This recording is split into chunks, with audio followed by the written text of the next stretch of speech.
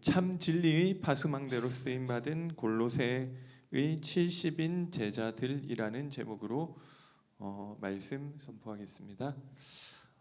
모든 성경이 사실 다 마찬가지지만 이 골로새서에서 이야기하고 있는 것도 이 결국 이 복음 한 가지 안에 모든 것이 다 있느냐, 아니면은 이 복음이 부족하냐, 이 이야기인 것 같습니다. 그래서 류 목사님이 몇 번 예를 드셨는지 저도 그 설교에서 들었는지 모르겠는데 어떤 부자가 있었는데 이 부자가 이제 이 아들이 저기 떠나 있는데 갑자기 이제 자기가 죽게 된 거예요. 그래서 아들은 멀리 있고, 그리고 이 모든 걸 이제 총괄하는 이 종이 있는데, 이 종을 불러서 유언을 하기를, 우리 집의 모든 것은 이제 너가 다 해라. 그리고 우리 아들이 있는데 아들 오면 우리 집 재산 중에 한 가지만 너가 그 아들이 가지도록 하라. 이렇게 이야기를 했다고 하더라고요. 그래서 이제 아들이 왔는데 이제 그 아버지가 왜 이렇게 하셨을까 생각을 하고, 결국 그 아들은 이제 그 전 재산을 맡긴 그 노예를 이제 그때는 이제 사람이 소유물이 거기 그 시대에서는 소유물이었잖아요. 그거를 내가 가지겠다고 하니까 이 노예의 재산은 주인에게 귀속되거든요. 그래서 결국 아들이 모든 것을 가지게 됐다. 이 얘기를 제가 어디서 들었는지 모르겠는데, 아무튼 이게 어쨌든 뭐냐면은 하나님이 우리에게 이 축복을 주시고 모든 것을 주셨는데, 이거를 되게 여러 군데 담아둔 게 아니라는 거예요. 한 가지 안에 모든 것을 제가 예전에 원광대 원불교 학교에 다니까 신학생 이런 거 원불교 이런 건 아닌데 원광대에서 채플 같은 거 할 때 가르쳤다고 하더라고요. 그거를 듣고 시험 보고 이래야 졸업이 됐다고 하더라고요. 그래서 그 형 얘기를 들었는데, 자기는 그거 모르겠고 원 하나 그려놓고 이 안에 다 있다 이렇게 했는데 학점 잘 받았다 이렇게 얘기를 하더라. 그러니까 이게 원불교도 그 비슷한 얘기가 있나 보더라고요. 아무튼 이 복음의 핵심이 뭐냐면은 하나님이 그리스도 안에 모든 것을 담아 두셨다, 이 이야기인 줄 믿으시기 바랍니다. 그래서 근데 이게 복음은 그렇게 하지만 우리 현실이 그러냐는 거죠. 현실은 보면 이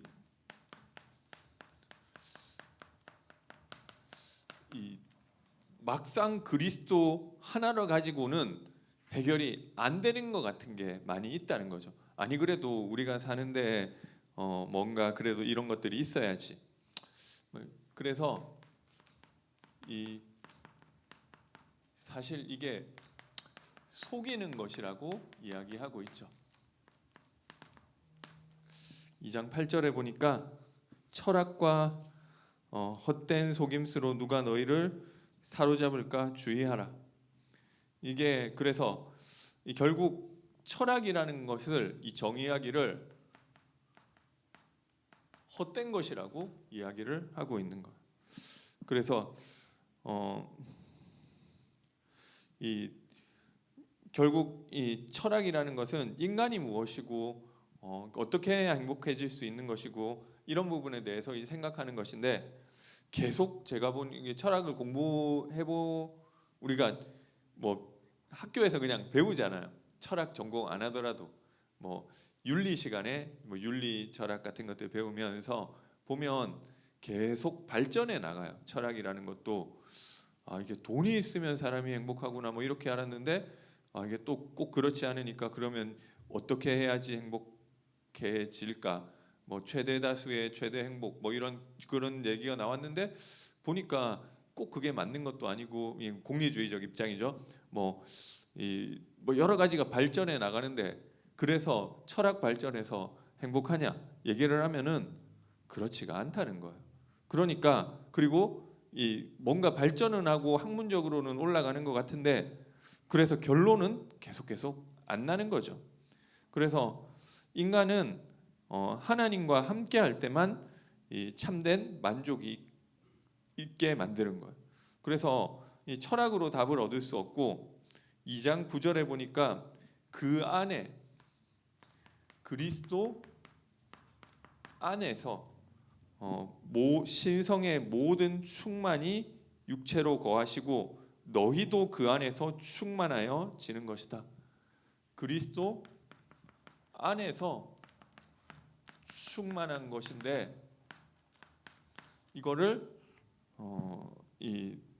그 밖에서 생각을 하니까 뭔가 생각은 꼬리를 물고 앞에 부족했던 부분들이 보완이 되고 하는 것 같지만 결론 사실은 헛된 것이라는 거죠.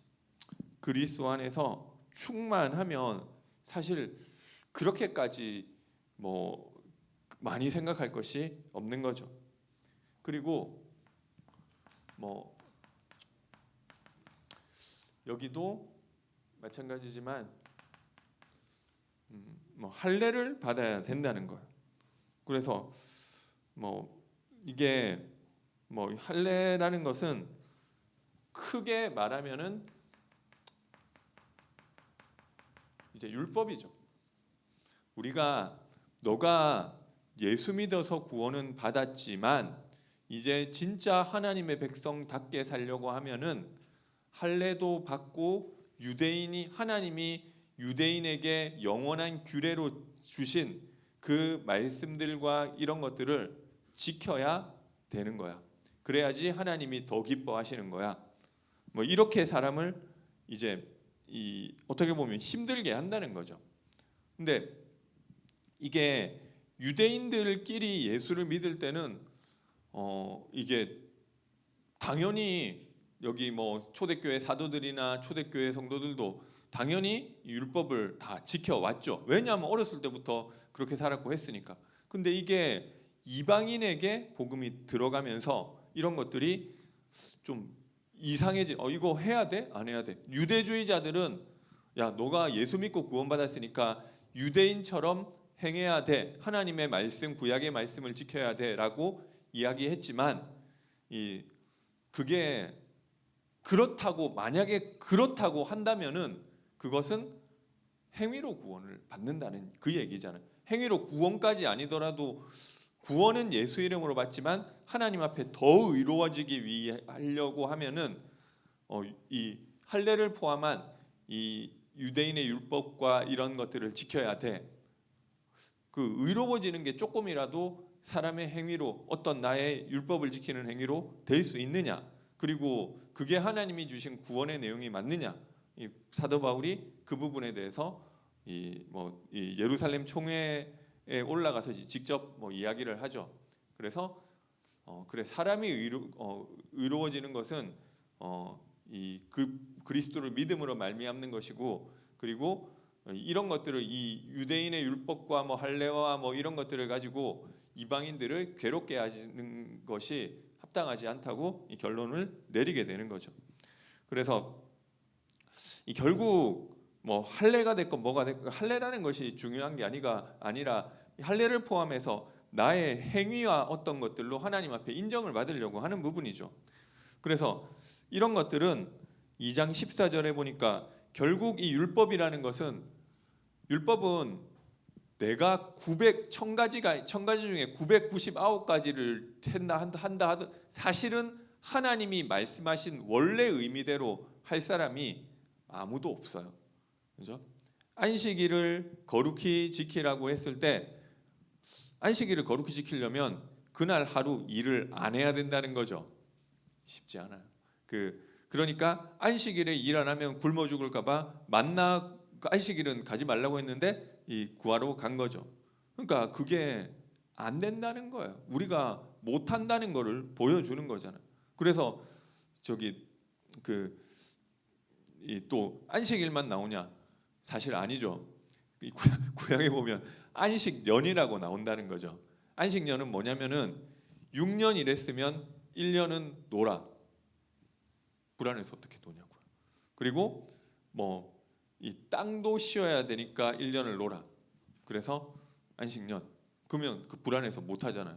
그러니까 이게 뭐냐면은 안식일도 그렇고 너가 6일 동안 너의 힘으로 살다가도 하나님 너가 하는 너의 힘으로 되는 게 아니니까 너가 하는 거 내려놓고 하나님 바라보고 하나님 의지하는 그 시간이 너에게 있어야 되는 거야. 이 의미라는 거죠. 6년을 너가 일하더라도 이 1년은 너 아무것도 하지 말고 하나님 바라보고 하나님 의지해서 사는 거야. 근데 이거를 못 해요. 아무도. 그러니까 뭐 토지 거래도 뭐 목사님 뭐 성지순례 다녀오셔서 강단에서 얘기하신 건지 아니면 그냥 사적으로 얘기하신 건지 모르겠는데 뭐 이스라엘 같은 경우는 이 토지가 성경에 나와 있는 것처럼 이 국가 귀속이라는 거죠. 다만 개인이 쓸 수 있는 거예요. 근데 이것도 뭐 이렇게 저렇게 하다가 49년이 7년이 되는 희년이 오면은 다시 이제 돌려주는 거죠. 근데 그게 뭐 여러 가지 이 문제상 그렇게 못했다고요. 그러니까 그게 안 된다는 거예요. 인간이 그거를 보여주는 것이 율법. 그러니까 그 하나님이 그 바벨론 포로로 유대인을 잡아가셔서 그 포로로 잡아가가지고 70년 만에 돌아오게 하시는데 어느 성경인가 그런 얘기가 있거든요. 그 안식년을 한 번도 안 지킨 거예요. 그러니까 그거 안 하면은 내가 아무것도 안 하고 하나님 바라보고 하나님 하나님 의지하면은 그럼 나는 어떻게 먹고 살아? 안식일이 또 그 의미인데 안식년은 더 힘든 거죠. 그러니까 한 번도 안 했다는 거죠. 그러니까 다윗 왕조가 세워지고 그 바벨론 포로로 가기까지 가는 뭐 490년 정도 된대요. 근데 안식년 너네가 한 번도 안 했으니까 그거 계산해 가지고 70년 한꺼번에 안식하도록 뭐 이런 뭐 의미도 있다고 하더라고. 어쨌든 계속 못 하는 게 인간이. 뭐 어쨌든 이게 안 된다는 것을 보여주는 것이 율법이고 이 율법이라는 것은 2장 14절에 보니까 결국 우리를 거스르고 불리하게 하는 법조문으로 쓴 증서인데 이것을 쓴 증서를 지우시고 제하여 버리사 십자가에 못 박으시고 십자가에서 다 못 박았다. 그런데 우리 불리하게 쓴 증서를 가지고 왜 또 그 속으로 또 들어가느냐? 다 거짓말하는 거라는 거죠. 그리고 이 절기 2장 16절에 보니까 그러므로 먹고 마시는 것과 절기나 초하루나 안식일을 이유로 누구든지 너희를 비판하지 못하게 하라. 제가 저기 하나님의 교회 뭐 이 사람들을 하고 뭐 지금 왜 그런지 모르겠는데 뭐 이단들하고 막 되게 다 얘기를 많이 해본 것 같아요. 일부러 막 그런 걸 좋아하지는 않는데 그러니까 제가 듣기에 그 하나님 교회에서 주장하는 핵심이 두 가지더라고요. 그러니까 제가 뭐 모든 걸 다 아는 건 아니지만 하나님이 아버지 하나님만 있어야 되냐? 어머니 하나님도 있다. 그게 뭐 장길자라는 얘기겠죠. 그런 얘기를 안 했지만 그 교주가 장길자라니까 그 여자니까 어머니 하나님을 주장을 하는 거예요. 그리고 유월절 지켜야 된다. 성경에 유월절 지키라는 얘기 얼마나 많냐. 근데 분명히 2장 16절에 뭐 초하루나 안식일이나 절기나 그런 것을 이제 얘기할 필요가 없다고 했거든요. 그 뭐 사실 복음의 의미라는 것이 구약의 율법으로는 안 되기 때문에 하나님이 다 이루신 그리스도와 함께하는 것을 통한 구원을 이야기하고 있는 것이고 간접적으로도 그 의미를 이야기하고 있는 것이고 그럼에도 불구하고 못 알아들으니까 이렇게 그런 거 하지 말라는 얘기를 직접적으로 했다고요. 근데도 지금도 유월절 지키라는 거예요. 그리고 뭐 이 안식교, 저 또 안식교 사람하고 뭐 어디 막 이 현장에서 노방전도 하고 제가 뭐 그런 걸 좀 많이 했거든요. 그러니까 이게 보니까 되게 많은 사람을 만나고 또 이단들을 거기서 많이 만났던 것 같아요. 그러니까 뭐 결국 안식교 주장은 안식일을 거룩히 지키는 것이 지켜야 된다. 하나님 말씀이지 않느냐. 그리고 십계명 중에서 뭐라고 했냐? 이는 너희가 영원히 지킬 나의 규례니라. 지금도 그거 지켜야 된다는 거죠. 그리고 그 안식일은 일요일이 아니라 토요일이다. 그죠? 그거 안 지키면 안 된다. 그럼 왜 안식일 근데 우리는 왜 일요일에 그 토요일이나 일요일에 예배를 드리느냐? 뭐 그게 뭐 그쪽 주장은 뭐 있는데 뭐 그런 거 다 설명하자면 너무 뭐 많고요. 근데 아무튼 뭐 토요일이 됐건 일요일이 됐건 사실 그게 중요하지 않아요. 뭐 물론 우리가 생각하기에 이 안식 후 첫날 그날이 가장 의미 있는 날이고 예수 그리스도로 말미암아 새로운 시대가 시작됐다는 거죠. 그래서 그 의미를 가지고 우리는 주일을 지키고 있지만 어찌 됐건 토요일도 근데 뭐 토요일 우리는 토요일에 예배 드리겠다. 그럼 안 되냐? 안 될 것까지는 없는 것 같아요. 우리 주일이 더 의미 있는 날이라 생각하니까 주일 예배 드리는 거지만 구원과 상관 있는 부분은 아니다. 그리고 제가 지난번에 보니까 뭐 막 이제 그 예수님 탄생 언제 했는지 막 그 계산하고 별자리 가지고 계산하고 뭐 이러는 데도 있더라고요. 근데 그거 뭐 언제인지 알면 뭐 하겠어요. 그게 뭐 지금 뭐 기록이 없어서 몰라. 이게 2000년 전 얘기잖아요. 한 400년 전, 500년 전 것만 해도 알쏭달쏭한데 이게 뭐 어떻게 이제 와서 밝혀내기가 힘든 거죠. 근데 뭐 어떻게 보면 하나님 일부러 그렇게 하신 것도 있는 것 같아요. 그게 무슨 또 무슨 대단한 날이기는 하지만 어쨌든 그 날에 이 의미를 또 너무 부여할 필요가 없다는 거죠. 그래서 뭐 이게 뭐 그날이 또 무슨 날이랑 겹치고 뭐 겹치면 그 뭐 약간 좀 그래 참 이런 의미가 있구나 좀 생각을 할 수 있겠지만 이게 필요가 없다는 거죠. 결국 이게 의식을 중요시하는 건데 2장 17절에 보니까 이것들은 장래일의 그림자이나 몸은 그리스도의 것이라. 다 별 안 중요한 이야기예요. 오히려 이 그래야 된다, 유월절 지켜야 된다, 안식일 지켜야 된다 하는 게 이단이에요. 그리고 2장 18절에는 꾸며낸 겸손.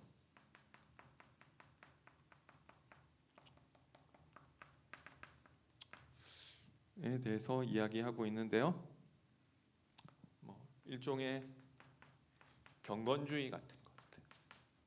그리고 천사 숭배.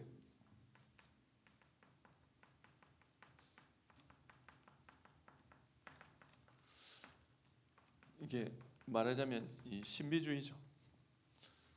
그래서 이런 것들이 이게 천사를 숭배하는데 이 본 것에 의지한다. 뭐 실제로 천사를 봤나 봐요. 눈에 보이나 봐요. 그러니까 이게 신비라는 것은 본인이 남들이 하지 못한 특별한 체험이 있기 때문에 그것에 의존한다고요. 그러니까 이게 그 옛날에 10월 28일 94년인가? 네. 예수님 재림하신다. 이게 이 사람이 내가 뭔가 이슈를 만들려고 한 게 아니라 그분이 목사인데 제가 좀 그 얘기를 뭐 통합 측에 있는 어떤 나이 많은 목사님한테 뭐 듣게 됐는데 그 사람이 실제 하나님 바라보고 목사인데 기도하다가 특별한 체험을 신비 체험을 한 거예요. 하나님의 천사가 자기한테 와가지고 자기 영을 나는 몸은 기도하고 있는데 영을 싹 끌고 가가지고 저 높은 곳으로 데려가는데 그걸 막 여러 가지를 보여주는 거예요. 그러니까 자기는 실제 체험을 했다고요. 그래가지고 이제 예수님이 언제 오는지 너한테만 진짜 사랑하기 때문에 너한테만 알려준다. 그래가지고 뭐 어떻게 뭐 하늘에 뭐 이제 글자가 보이는데 뭐 1994년 10월 28일 자기가 분명히 분명히 본 거, 그러니까 자기가 거짓말하려고 한 게 아니라 자기가 분명히 봤다는 거예요. 그죠? 그런데 이 본 것에 의지하니, 그러니까 거짓말한 게 아니라 자기는, 근데 그게 귀신인 줄을 몰랐던 거지. 자기는 하나님이라고 생각을 했다는 거죠. 근데 이걸 의지하는데 결국 그것도 이 본체가 아니고 2장 19절에 보니까 이 머리를 붙들지 아니하는 것이다. 온몸이 머리로 말미암아 마디와 힘줄로 공급함을 받는데 머리 대신 그리스도를 붙잡아야지 뭐 자기가 본 것 의지하고 내가 뭔가 경건한 것이 이 내용이 크게 의미가 없다는 거예요. 뭐 겸손해서 나쁠 건 없겠죠. 그리고 2장 20절 21절에 보니까 이 규례에 순종한다고 했는데 이게 뭐 어떤 내용인지는 모르겠는데 21절에 보니까 규례에 순종하느냐, 21절에 곧 붙잡지도 말고 맛보지도 말고 만지지도 말라 하는 것이니, 이게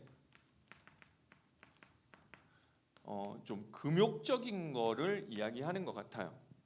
그래서 이 뭔가 자기를 이제 뭔가 이 욕구를 막 죄를 안 지으려고 하고 욕구를 자제하고 뭐 이런 게 뭐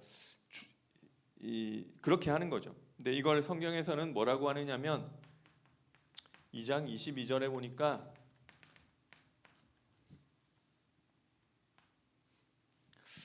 이 모든 것은 한때 쓰이고 없어지느니라. 그리고 23절에는 이런 것들은 자의적 숭배와 겸손과 몸을 괴롭게 하는 데는 지혜 있는 모양이나 오직 육체를 따르는 것을 금하는 데는 조금도 유익이 없느니라. 그러니까 이렇게 금욕한다고 오직 육체를, 그러니까 좀 몸을 괴롭게 하는 데는 그게 좀 쓸모가 있겠지만 그런다고 오직 육체 따르는 것을 금하게 되는 데는 유익이 없다 이야기하고 있는 것입니다. 그래서 왜 이게 필요 없느냐면 하나님이 주신 완전한 답이, 진짜 본체 되신 답이 있기 때문인 것입니다. 그 답은 여러분이 다 잘 아시는 오직 예수 그리스도이신 줄 믿으시기 바랍니다. 이 그리스도는 우리를 흑암의 권세에서 그 아들의 나라로 건져주신 참된 왕이 되시는 줄 믿으시기 바랍니다. 흑암을 이기는 이름, 그리고 이 그리스도 이름으로 1장 14절에는 그 아들 안에서 우리가 속량 곧 죄사함을 받았느니라. 우리의 모든 죄를 해결하시는 이름이신 줄 믿으시기 바랍니다. 그리고 1장 20절에는 그의 십자가의 피로 화평을 이루사 만물 곧 땅에 있는 것이나 하늘에 있는 것들이 그로 말미암아 자기와 화목하게 되기를 기뻐하심이라. 그래서 이 그리스도로 말미암아 하나님과 화목해 되는 왕, 제사장, 선지자의 그리스도의 일을 하셨다. 그래서 인간이 절대 해결할 수 없는 그 인생의 근본 문제를 해결하신 분이 그리스도시다. 이분은 창조의 근본이시다. 1장 15절에서 16절이죠. 그래서 보이지 않는 하나님의 형상, 이 하나님의 형상이라는 것은 하나님과 동등한 창조주라는 의미인 것입니다. 그리고 이 그리스도는 하나님의 비밀이 되신다. 2장 2절 1장 28절. 그리고 모든 충만이 예수 안에 있다.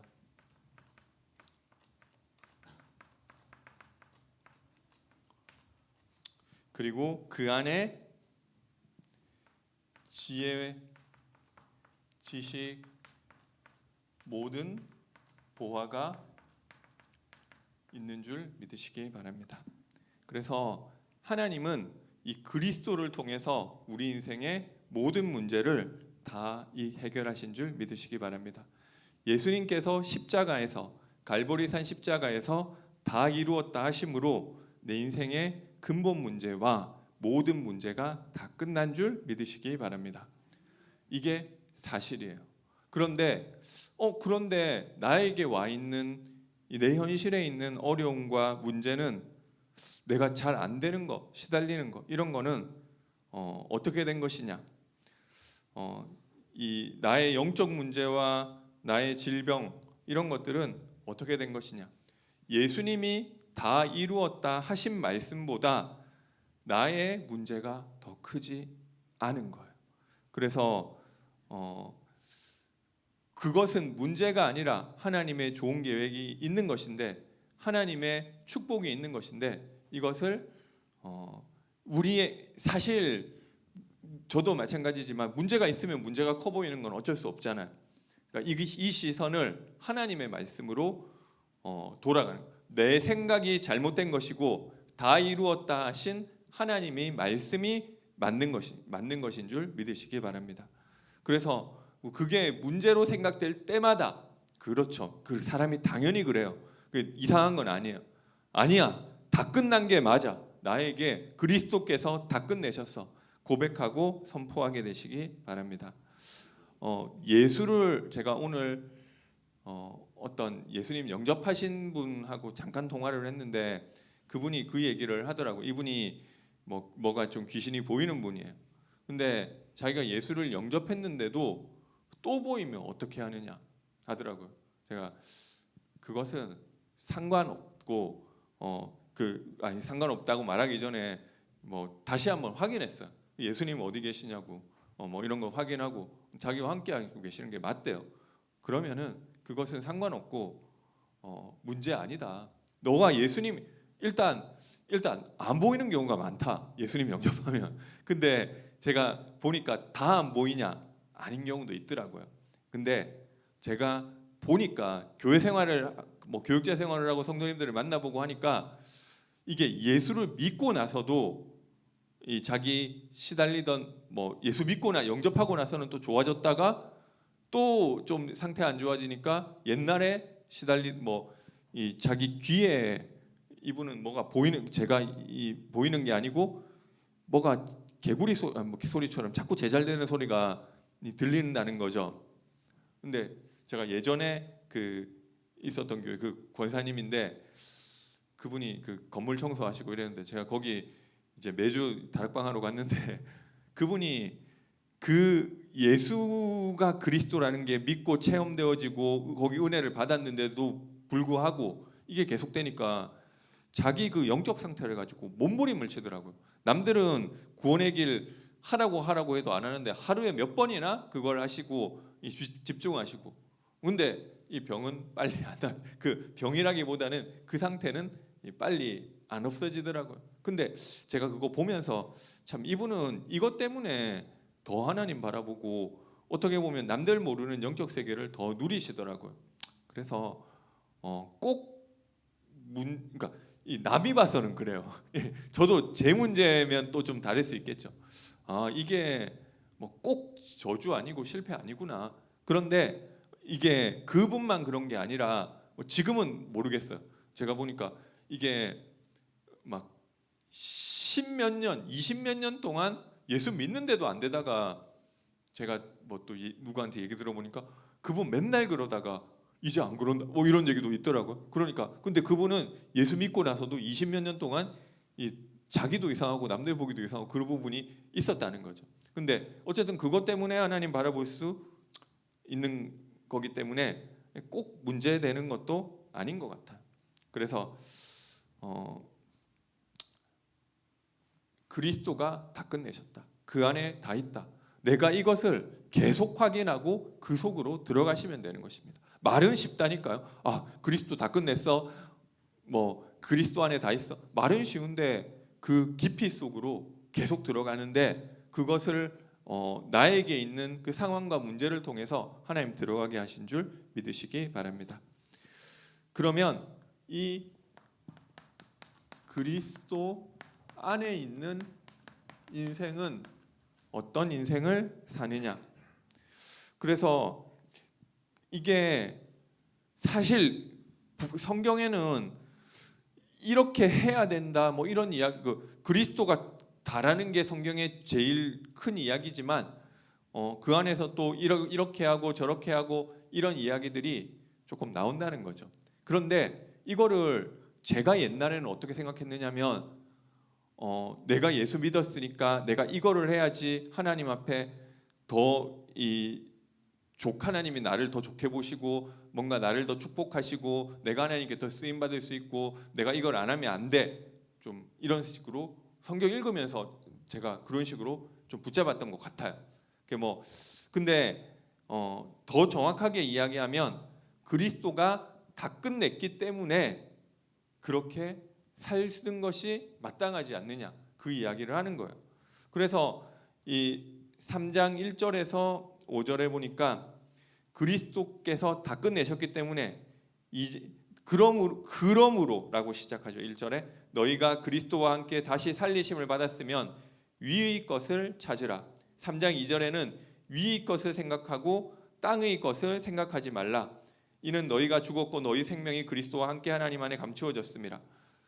그래서 이렇게 해야 돼. 안 하면은 너가 벌 받고 이렇게 하면 하나님이 너를 좀 더 축복해 주실 거야가 아니라 너가 어떤 사람인지를 알려주는 거죠. 그러니까 이게 제 그때 뭐 성향이 워낙에 좀 뭔가 하나님 앞에 좀 해야 되고 잘해야지 좀 되고 이런 성향이어서 그렇게 보였던 것 같아요. 근데 이게 조금 다른 얘기죠. 그래서 그리스도가 다 끝냈기 때문에 뭐 이제 그 땅의 거 그렇게 바라보고 그거 막 이거 눈독 들이고 사느냐는 거죠. 그래서 이제는 너는 위의 것을 바라는 그 삶을 살면 되는 거야. 알려주는 거죠. 그렇죠? 그래서 그 안에서 시작이 돼야 되는 거. 야, 너 이거 해. 안 하면은 벌 받아. 이게 그 이야기를 하는 게 아니에요. 내가 땅의 것에 관심을 가지만 하나님이 이거 하지 말고 참고 위의 것을 바라라고 했으니까 그 이야기를 하는 게 아니고요. 이것을 누리다 보면 이게 되어진다는 거예요. 그래서 우리가 위의 것을 바라보면 이 복음 속에서 나오는 이 복음으로 말미암은 복음으로 나타나는 새로운 인간관계도 다 새롭게 된다는 거예요.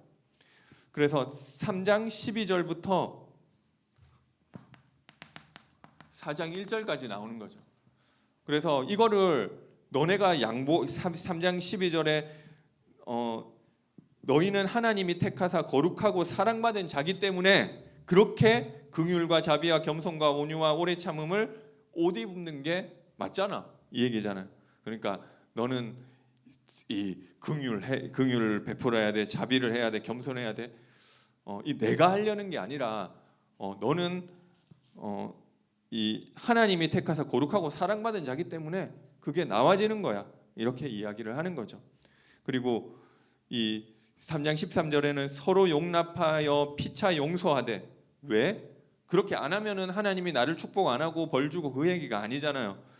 주께서 너희를 용서하셨기 때문에 너희도 그렇게 하는 게 마땅하지 않냐. 그래서 계속 그 이야기를 하는 거죠.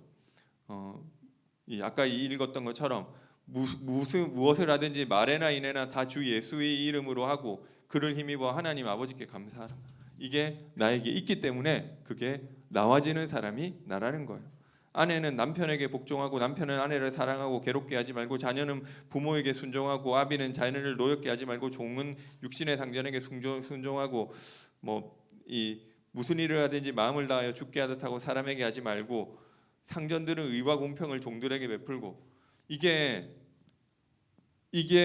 모든 것 대신 그리스도가 나에게 있는 그 사람이기 때문에 나의 인간관계도 바뀌어지는 거예요. 이렇게 안 하면 너네 하나님이 너 체크해놨다가 벌 줄 거야. 그 얘기가 아니고요. 그러니까 사실 또 잘 안 되잖아요. 그래서 사실 이 속에서 용서도 할 수 있는 것 같아요. 특히 우리 이 인간관계에서 나한테 잘못한 사람 쉽게 용서가 잘 안 되는 것 같아요. 이게 부부 관계에서도 마찬가지고요. 이혼하고 하는 것들이 뭐 때문에 되느냐면 뭔가를 나한테 잘못했다는 거예요. 그게 야 너가 참고 용서해야 돼 알겠지? 너가 용서해야 돼. 그게 아니라는 거예요. 그게 잘 안 되니까 그렇게 하는 거겠죠.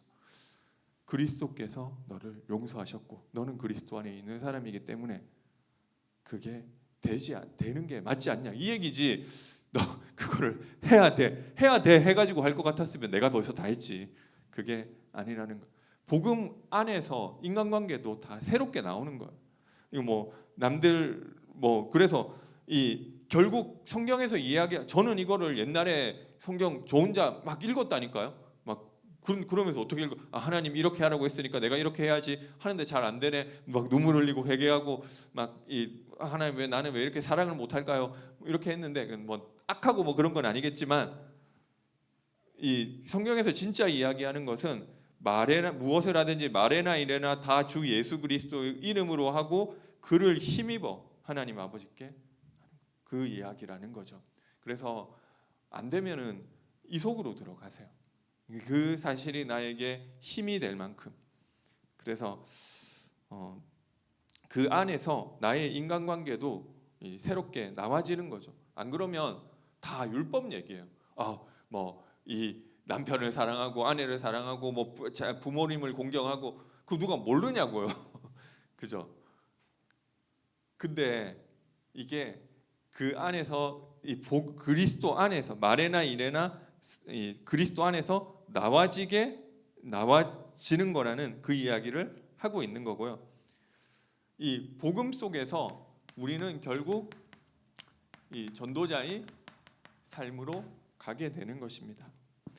3장 16절에 그리스도의 말씀이 너희 속에 풍성이 있게 거하면 되는 것이고, 그리고 4장 2절에는 기도를 계속하고 기도의 감사함으로 깨어 있고, 그리고 이 전도할 문을 우리에게 열어주사 3절에는 그리스도의 비밀을 말하게 하시기를 기도해라. 그리스도가 다 끝내신 그 안에 내가 있기 때문에.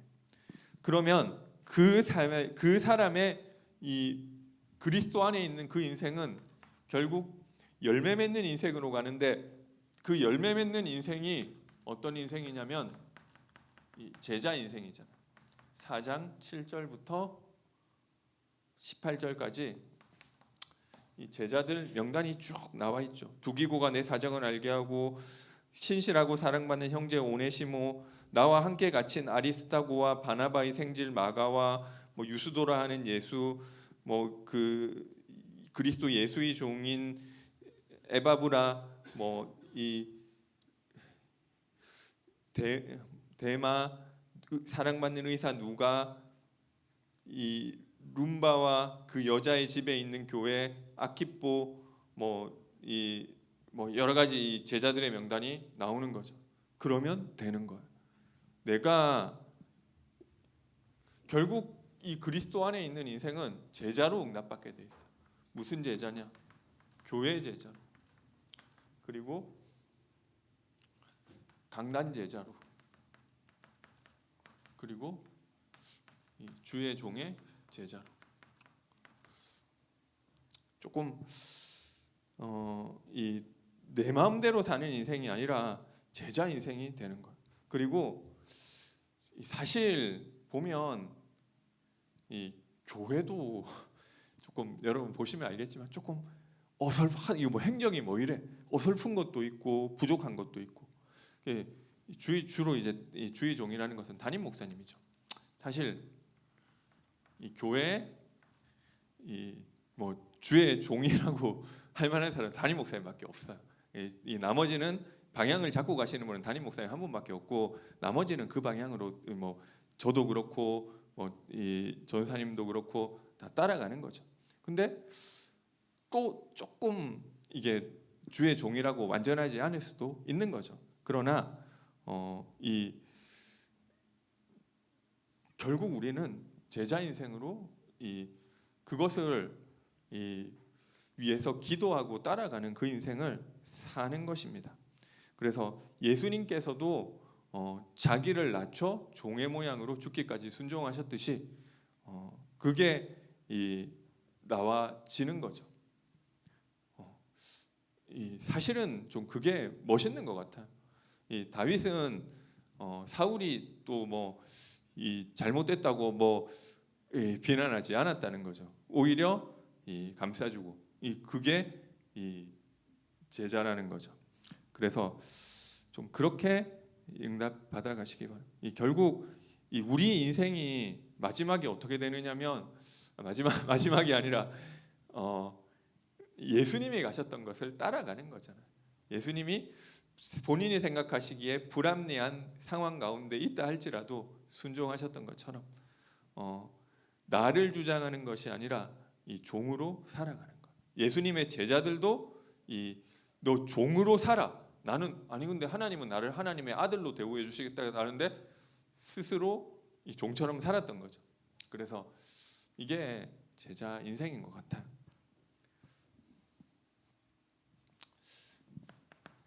결론 말씀드리겠습니다. 그래서 결국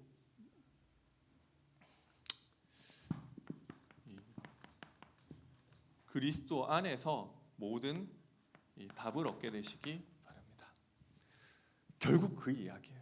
그런데 이 이야기가 이 성경의 제일 하나님이 우리에게 주신 제일 핵심적인 메시지이기 때문에 사실 그 얘기가 그 얘기인데 이게 우리를 살리는 말씀인 줄 믿으시기 바랍니다. 그래서 이것을 우리가 예배를 통해서 오늘도 그리스도를 붙잡고 나의 서밋 타임을 통해서 붙잡게 되시기 바랍니다. 그리고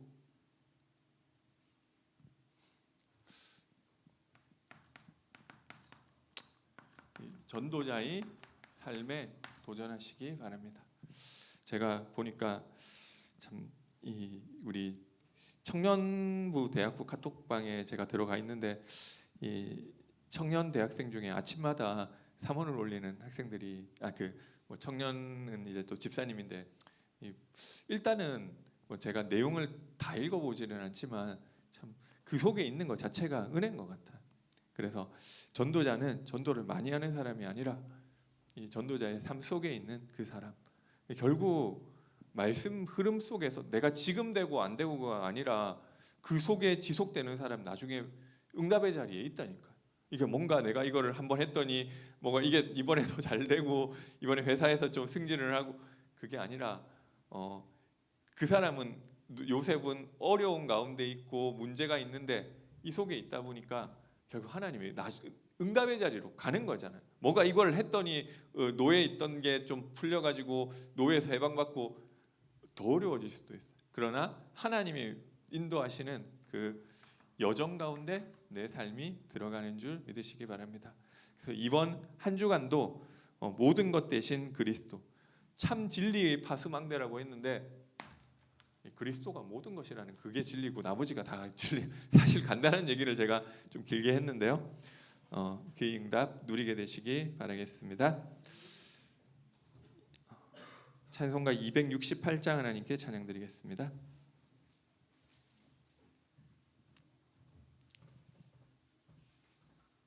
268장입니다.